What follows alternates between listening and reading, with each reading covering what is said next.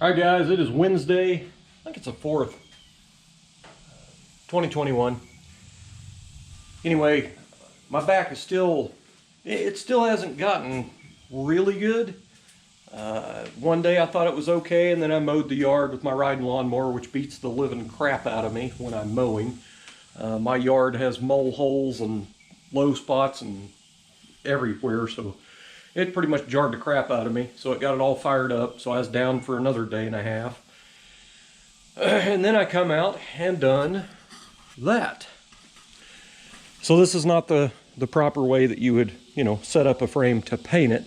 But with the hurt back and you're by yourself, this is pretty much all I could come up with. So I've got areas that did not get paint on them.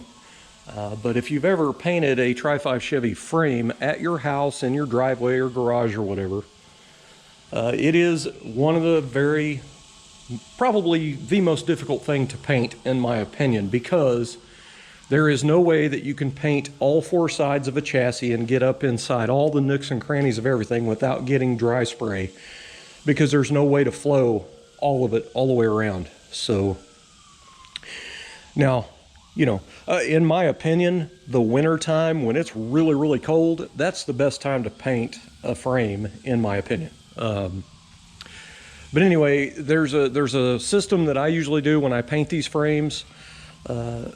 I basically will go in after the paint dries and tape off this upper edges of these spots here, so you can shoot paint down inside there. It also has these areas up here, the frame pockets, I call them, up here, really hard to get paint down in there. Now, if you tried to do that all at once, which you could turn your fan way small on your spray gun and basically fire hose it up in there, but what happens is you usually get a heavy buildup on the top edge, and it'll cause runs and sags. And when you're using a paint that's this is low gloss black, this is not something you can sand and buff runs out of. So anyway, what I had decided to do when I was propping this up is just basically shove an engine stand back here in the back rail. Now, I couldn't get paint down in this channel, which is fine, because I'm going to go back and tape these areas up to shoot paint in there. So I'll just back tape all the way around this rear rail and shoot all that in there. But I got to do the frame pockets anyway, so I'm going to have paint back in the gun. It's not a big deal. I'll show you the paint that I used. I've showed it before, but just in case you didn't catch it, this is my first time using this. This is just, a super budget daily driver build. I just wanted the frame to be clean. I used Rust-Oleum. This is low gloss black, and this is Farm and Implement, and that is the key right there. Weather resistant. And I can tell you, I actually had shorts on, which I never paint with shorts on, but I went ahead and wore shorts the other day, and I had that paint all over my legs, and I could not get it scrubbed off. So if you ever really want to go through some pain and, scream like a high-pitched girl, try to use lacquer thinner on a microfiber rag and scrub your legs. That's great, especially when your sweat pores are open. Anyway, so I got dry spray on the frame, and I don't really care. What I did, this is 2 coats. Now I had 2 quarts of that, and there's about, I don't know, maybe about this much left in the can. So it's probably, hopefully, going to be enough to get down in there. Anyway, what I did was I did the first coat, and then I waited about 30 minutes. That Rust-Oleum stuff, it always takes a while for it to dry or kick off. So at that point I went back and I actually started about right here, and I went all the way around all 4 sides up in everything, just worked my way around. It takes forever, and then I worked back up to here. And once I got to this spot again, I went back around to the other side, and then I started right there and rock and rolled it. So I put it on really, really heavy, and it actually turned out pretty decent. Now, the reason that I did this up here last, this front frame stub, this is the part you see when the hood's up. So I wanted this up here to look pretty nice. Now, this has actually been set up out here. This is the 3rd day, I think, for this to set out here. But anyway, this turned out up here really, really nice. And the reason it did is I went through and I spent the time, and I did a little grinder work, a little putty work, and some primer work, and blocked it out. These frames, they have welding slag crap all over them. And I can show you over here, once you get something shiny on there like that, it just magnifies this stuff. See all these, I call them slag tracks. It's from welding slag, and it actually has highs and lows. That slag will actually burn into that metal and leave little pits. So there was a lot of that on that front cradle, and I fixed it all. That down there, I don't care, you're not gonna see it. This was, this is basically the money shot when the hood's open. So I really tried to make this up here look good, and I'm glad I did. Now I didn't make it completely perfect.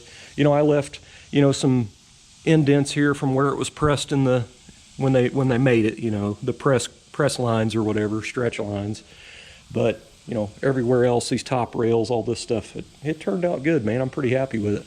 You can really see the dry spray right there past that second body mount, if you kind of try to get down there, which when the body's on, you know, I don't really care. So it's good enough for a daily driver for sure.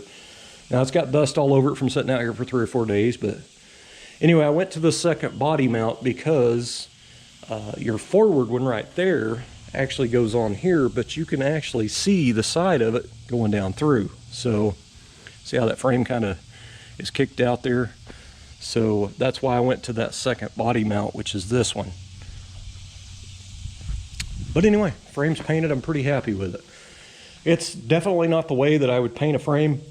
When I did the hard tops frame, I actually used rope and I hoisted it up in the rafters of the carport, and I did it like a pulley system, so it, you know, I could pull on the rope, you know, and get it hoisted up.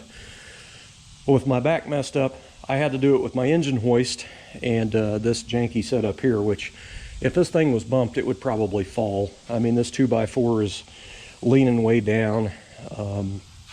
I needed to set this 2x4 in these slots, but that engine hoist or engine stand back there is really sketchy. It's trying to rock backwards, like fall backwards. So I just left it like this once it got up there. Anyway, I used big sockets up here to hold the frame off so I could get paint under there. Now when I take this off, there's going to be black epoxy primer showing under the sockets, which I don't really care. I really don't care. I don't plan on mirrors going into the car, so to me it's not a huge deal. But anyway, the frame is painted. I'm happy with it. It looks pretty nice. It actually turned out nicer than I thought it would.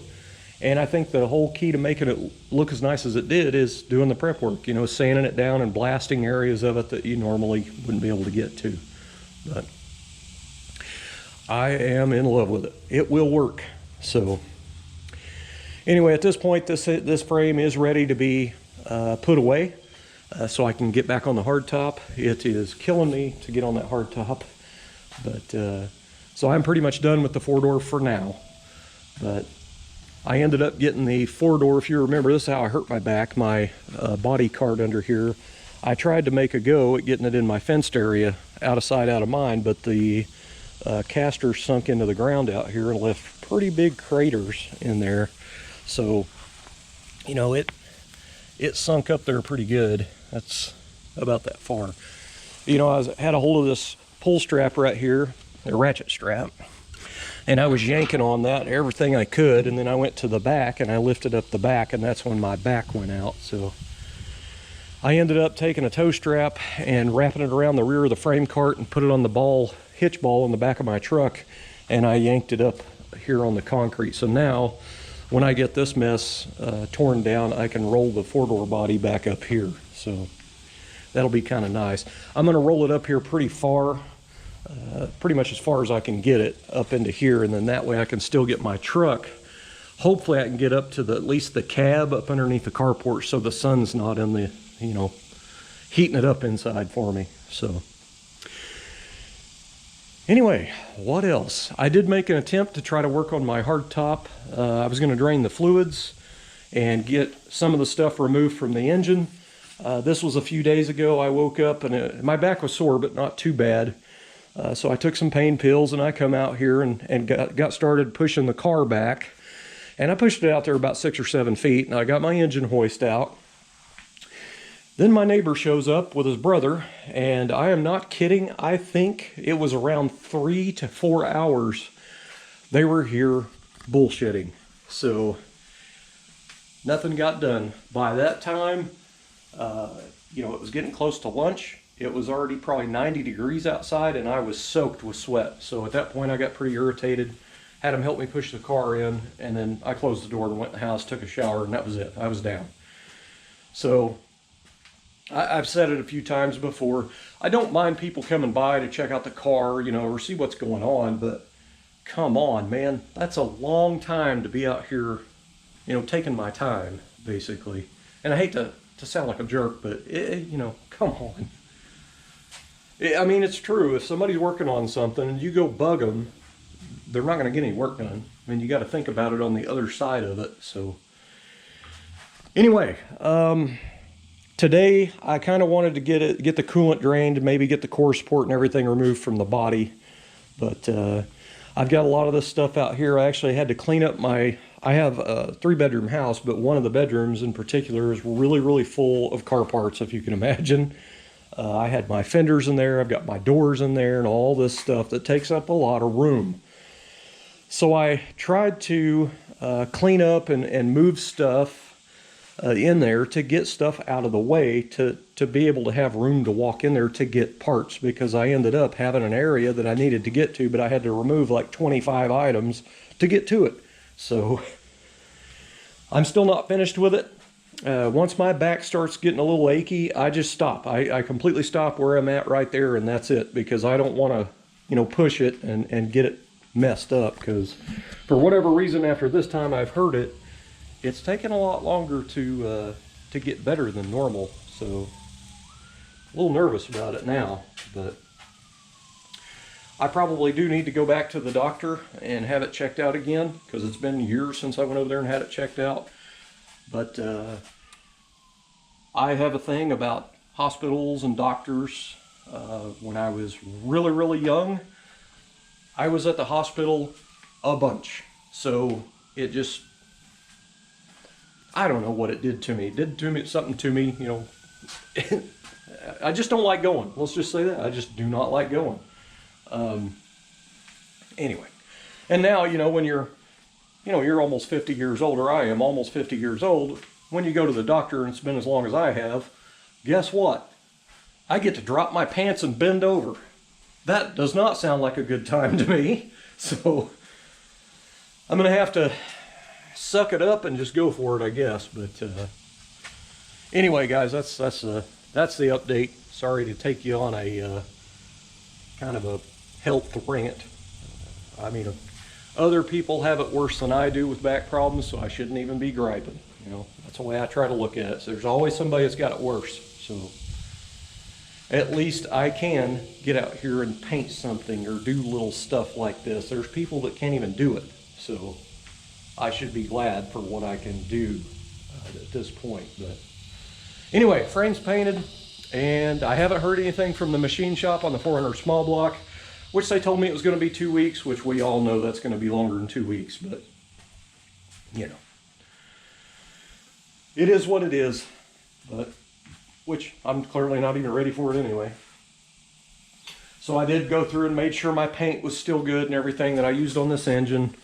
This orange, it has gold pearl in it. This is base coat clear coat. And yes, base coat clear coat does hold up on an engine. I have done it many, many times. But my advice is, if you're going to paint your engine, I would paint it all in pieces. That way, if you have a failure, or you have to take something apart, it doesn't mess up the paint or flake it, where, if you paint bolts and all that crap, it'll just chunk the hell out of your paint job. But anyway, guys, that's your update. I am going to, I guess, clean up this mess and then get out here and see if I can, get antifreeze all over the floor. I've got a drain pan, but how many times do you try to drain antifreeze out of a car and it goes everywhere except the pan? Maybe that's only me. Thanks for watching.